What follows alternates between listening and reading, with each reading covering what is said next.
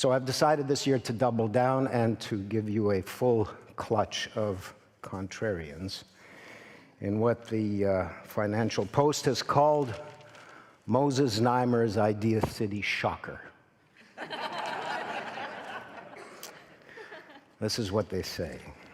In the wake of the G7 declaration last week in favor of global decarbonization and this week's papal encyclical on climate change, Toronto's Idea City conference, staged by ideological entrepreneur Moses Znaimer, launches Friday, June 19th, with a carbon contrarian shocker. The three opening speakers are Patrick, quote, "I'm a climate skeptic Moore," followed by fossil fuel advocate Alex Epstein, and then Lord Nigel Lawson, chairman of the Global Warming Policy Foundation. So we'll begin with Patrick. I first met Patrick about 1,000 years ago when I went to Vancouver in an effort to set up a Second City TV shortly after we had started the one here in Toronto. And I never did get that license, Patrick, but I stumbled into the offices of a newish organization called Greenpeace. And there I met this very charismatic guy, Bob Hunter. And he kind of drew me into their then current campaign, which was opposed to whaling. It was an amazing group of characters. There was no lack of characters in that place, but even then, Patrick Moore always seemed to be the more measured one, the more rational one. An environmental realist, Patrick Moore, who's taken a lot of hits subsequently from many old friends and a lot of new enemies because of his point of view. Patrick. Thank you,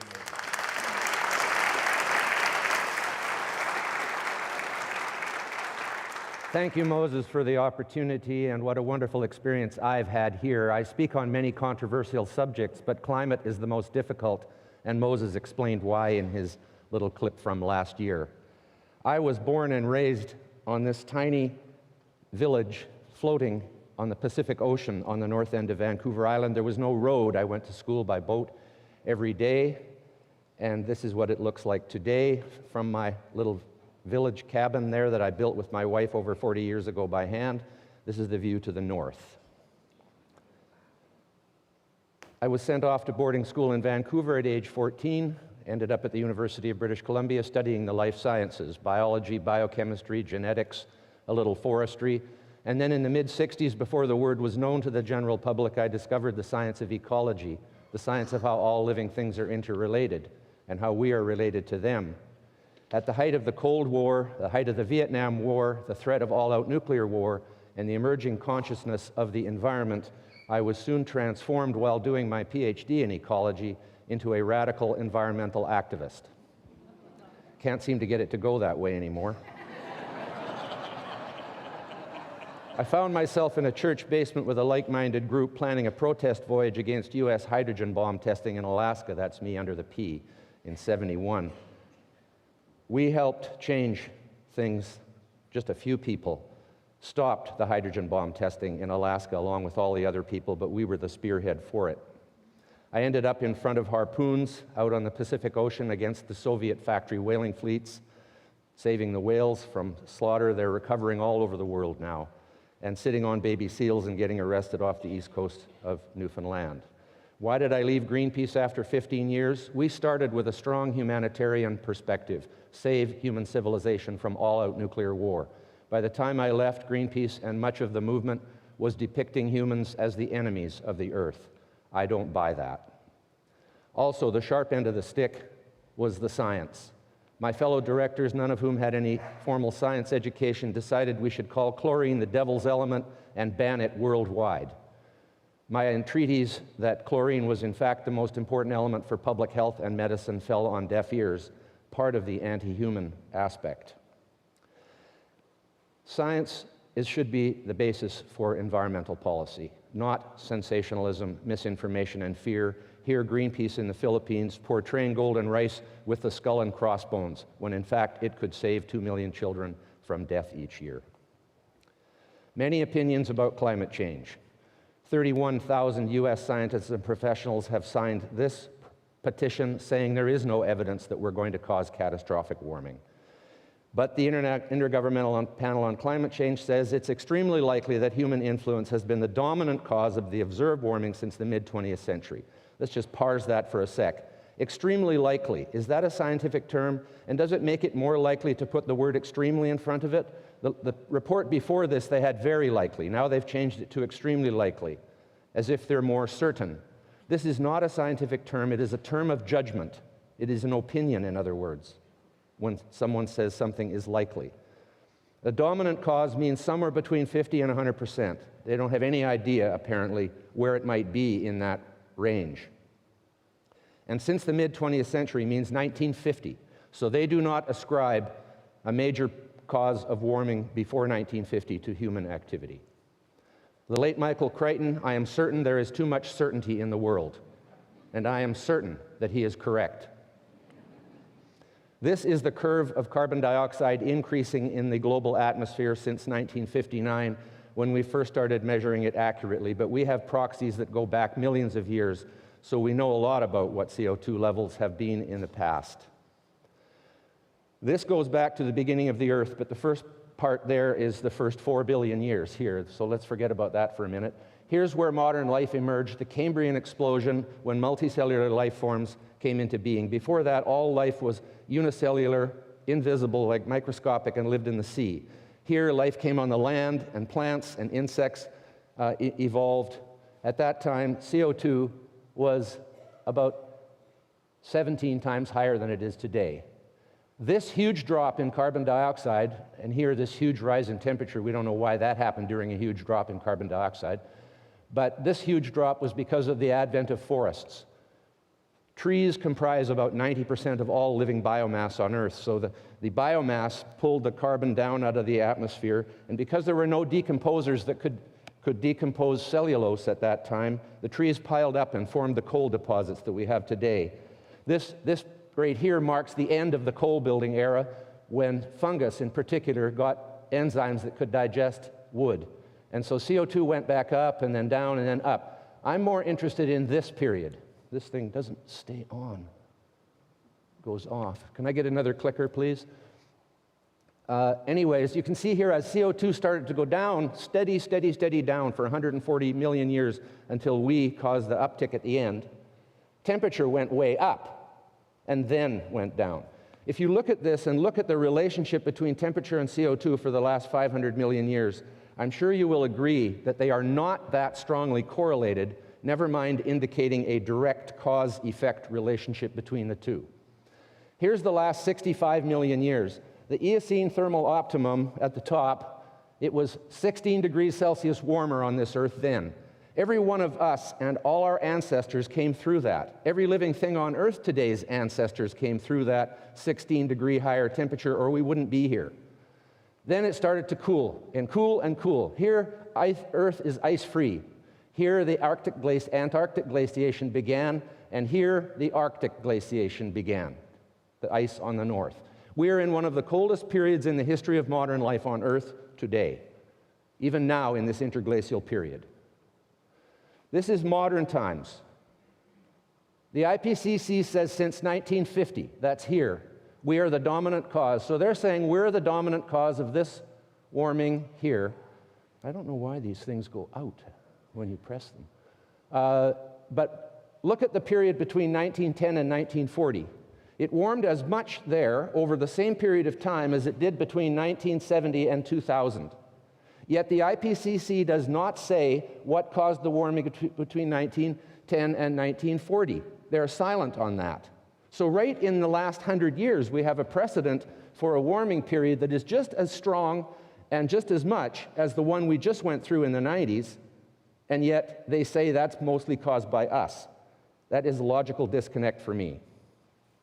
This is the last 18 years and 6 months. There has been no significant warming of the Earth's climate, according to the UK Meteorological Office, which brought us ClimateGate. They're very much in the warmest camp, but they have to admit there has been no statistically significant warming for 18 years and 6 months on this Earth, even though about 25% of all the carbon dioxide we have ever emitted has gone into the atmosphere during this period. This is the United States 10 years from 2005 to 2014. It's actually cooling in the United States right now. And this is a place in Britain where they've measured the temperature since 1659 with a thermometer. And then there's the carbon dioxide emissions by human beings. Do they look like they're direct cause-effect related? No. It's been warming for 300 years since the Little Ice Age peaked in around 1700. And the warming has been steady and even, not like the curve of carbon dioxide. You would expect the temperature curve to go up along with the CO2 curve if they were in a lockstep cause-effect relationship. Here's the anomaly of Arctic ice. In the summers of 2007-2012, we saw the lowest extent of summer ice in the Arctic since they started measuring it in 1979, but now it has reconsolidated at a higher, still lower than the average, but at a higher level. But nobody talks about the Antarctic. Well, they do, but they talk about other things than this. The Antarctic has record ice today. This is just from the other day. And that's the summer of 2014, which completely offsets the Antarctic loss. There is no trend in global sea ice area on planet Earth since we started measuring it. The red line on the bottom is the anomaly from the mean. 7 years ago, Al Gore said the ice cap is falling off a cliff. It could be completely gone in the summer in as little as 7 years from now. This is the amount of ice that was over these 4 cities 21,000 years ago. That's climate change. We didn't do it. We didn't melt the ice. It went away by itself. Here's the Vostok ice cores showing the 100,000-year cycle of glaciations here down on the bottom. This is the coldest. And then out of the ice age quickly into an interglacial period. The one on the right is the one we're in now, showing the increase in CO2 that we've caused at the end. This is caused by the Milankovitch cycle, which is a 100,000-year cycle to do with the Earth's orbit and tilt. It's been going on all through this Pleistocene ice age. What's more likely, that the changes of orbit and tilt of the Earth will cause CO2 to rise or will cause temperature to fluctuate? See, because what's really going on here, if you come in closer, you can see that carbon dioxide follows temperature, does not lead it. The cause never comes after the effect. The effect usually comes first. The reason CO2 is fluctuating along with temperature is because when the sea warms up, gases come out. When the sea cools down, gases go in. So the temperature is causing the change in CO2, not the other way around. Note that CO2 fell to 180 parts per million 18,000 years ago. That is only 30 parts per million above the level where plants start to die at 150 ppm. We don't only need CO2 in the atmosphere for life on Earth. We need 150 or more parts per million of CO2 in the atmosphere for life on Earth. This is the sea level rise since the end of the glaciation. Note for the last 8,000 years, it's gone up slow and steady, but nothing like it did when it came up nearly 400 feet as the huge glaciers on the land melted. This is the hurricane activity, tropical cyclone activity. It is not increasing. As a matter of fact, it's at a quiet state right now.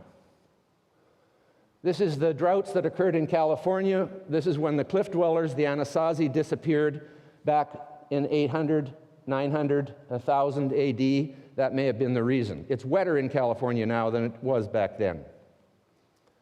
This is the greening of the Earth, what's called the CO2 fertilization effect. This work was done by the top science body in Australia, the CSIRO, and yet hardly anybody talks about this. In fact, the increase in CO2 that we've put in the atmosphere is causing a huge increase in global biomass because plants want 1,000 to 2,000 ppm for their optimum growth. This is why greenhouse growers around the world either put the exhaust from their heaters into the greenhouse or buy bottled CO2 to put it in the greenhouse to raise the CO2 up to double or triple what it is in the atmosphere. All the plants on Earth today, even with this elevated level that we've put in, are still starvation diet for CO2. Clouds are truly the wild card in climate change because water vapor is the most important greenhouse gas, way more important than carbon dioxide. But water is the only greenhouse gas that is in all three states, gas, liquid, solid, in the atmosphere, and clouds are the liquid part. So the division between the water vapor as a gas and water vapor as a liquid could either be a negative or positive feedback to the other greenhouse gases. It's impossible to do this in a computer. But Joni Mitchell did it. She said, I've looked at clouds from both sides now, from up and down, and still somehow, it's clouds' illusions I recall. We really don't know clouds at all. CO2 is the most important food for all life on Earth. This has to be turned completely on its head, this idea that CO2 is a toxic pollutant, and even the Pope's buying into it now. It is not a toxic pollutant. It is the gas of life. It is the staff of life. It is the stuff of life. It is the currency of life. It is what we are all made of, and every other living thing on Earth is made of. It's crazy to call it a pollutant. This is the carbon cycle and where all the carbon is. This much carbon's in the atmosphere, 70 times as much is in the sea, and goes back and forth between the sea and the atmosphere on a regular basis. Plants and soils contain more carbon than there is in the whole global atmosphere. The fossil fuels contain so much more. This is sequestered carbon. Talk about carbon capture and storage. That's exactly what plants did when they made the fossil fuels. And the Earth's crust contains 100 million billion tons of carbon in the form of limestone, chalk, marble, and other carbonaceous rocks, all of which are life origin. How could 100 million billion tons of living things end up in rocks like this? This is a life-size mock-up of an ammonite that they were exterminated by the asteroid. At 2,000 ppm, this was living in the ocean. Ocean acidification is a complete fabrication and is chemically impossible to occur. These are coccolithophores, here a phytoplankton, seashells, coral reefs, and foraminifera, which is an animal, all learned how to make armor plate for themselves by combining calcium and carbon dioxide in the sea to make calcium carbonate. That's what the 100 million billion tons of carbon in the rocks is. They've been sucking the carbon dioxide out of the atmosphere and got it down to 180 ppm at the height of the last glaciation, nearly enough to kill all life on Earth, and it's been going down steadily for 140 million years, and if we hadn't come along and put some of that carbon back in the atmosphere, life would have extinguished itself in a very short time geologically from now. World energy production, mostly fossil fuel. They say we should go to zero emissions. I translate that into zero human beings. Fossil fuels are 100% organic, produced with solar energy, and when burned, produce food for life. It is the largest storage of solar energy on Earth by far. Greenpeace's fossil fuel dilemma, they say this ship is driven by super efficient electric motors and sails. It will be powered by the wind. There's a 4,000 horsepower diesel engine in the basement of that boat. And they attack a Russian oil rig with an oil-powered ship saying we must end our addiction to oil, and then when they tie up at the dock, they get fueled up by British Petroleum. You'd think they'd use biodiesel. No, they're actually against biodiesel and against all biofuels. They say it takes too much land to grow the plants to make them, and that land should be used for wilderness or whatever. They're just against bloody well everything. Okay, in my last 32 seconds, I'm going to wind up with where all the oil comes from for all our cars. Comes from places like this. And they use nasty pictures to get people to think the world is being destroyed. This is oil sands mining in Canada, but you know, the oil sands are there. There's Edmonton, you can see it too. When are they going to reclaim Edmonton, or Toronto, or Los Angeles, or New York, and put it back to wilderness again? Never.